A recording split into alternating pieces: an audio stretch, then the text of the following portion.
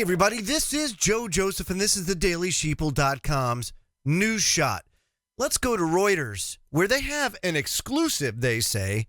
North Korea has no fear of U.S. sanctions moves and will pursue nuclear arms, so says their envoy. Now, this is very interesting, and I'm going to say why. Because, of course, you know we will go to war during a Trump presidency. A lot of people say, why? No, this is going to be different. This is going to change, you know. We are on a war footing. Our Secretary of State, Rex Tillerson, goes over there and basically says, look, game over. These people don't listen the way that they're supposed to. They're not playing ball with the West. Therefore, everything's on the table. What's everything on the table? That remains to be seen. That's that kind of blanket statement they throw out there when they want all their options. Now, I don't think it's going to go nuclear. Of course, it very well could go nuclear. Let's talk for a second how it could possibly go nuclear. There was an article that I read earlier today about, the type of technology that North Korea possesses. And the fact that, yes, at their current rate or current step in technology, they are able to perhaps deliver a nuclear weapon. Now, can they do it accurately? I've said it before, and I'll say it again. They don't have to. They don't have to. And here's why they don't have to. Because all they have to do is get it into orbit. Once they get it into space, into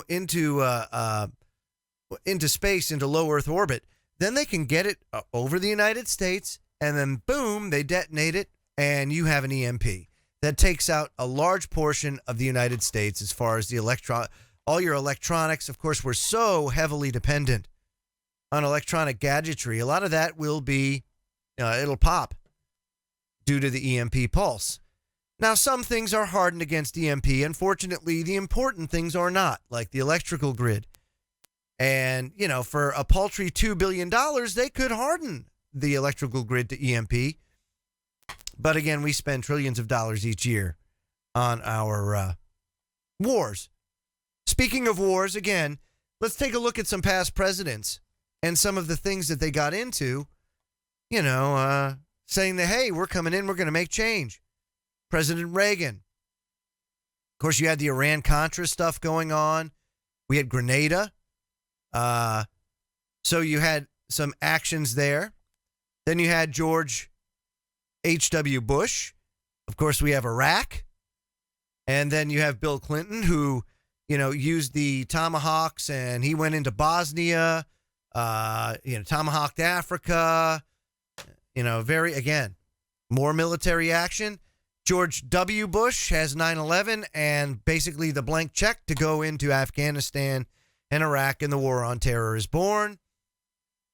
And Chairman Obama, well, you see what he's done, going into Libya, deposing Muammar Gaddafi, going into Syria. Oh, no, we're not in Syria. Yes, we are. We are the ones that created ISIS in the first place.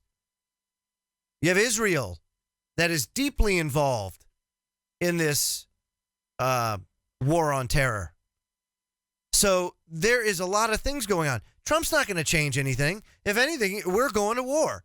Now, whether it's North Korea or Syria or both or something totally different, it remains to be seen. But we're going to war. And how we do it, I don't know. But Kim Jong-un certainly is giving President Trump plenty of reason to go and start something. And if he's going to be starting something, then he better have a good plan, because as, quote, heinous as North Korea is, they still got China. And China will not see this, any sort of attack on North Korea, favorably. So, like I said, from a foreign policy standpoint, just using history as our guide, I can tell you we have to be wary of where we're going here in the next 3-6 months, even a year, because there's a lot of hostility brewing behind the scenes. I'm Joe Joseph. This was the DailySheeple.com's News Shot. Feel free to comment below, and I'll have one again for you real soon. Have a great day, everybody. Take care.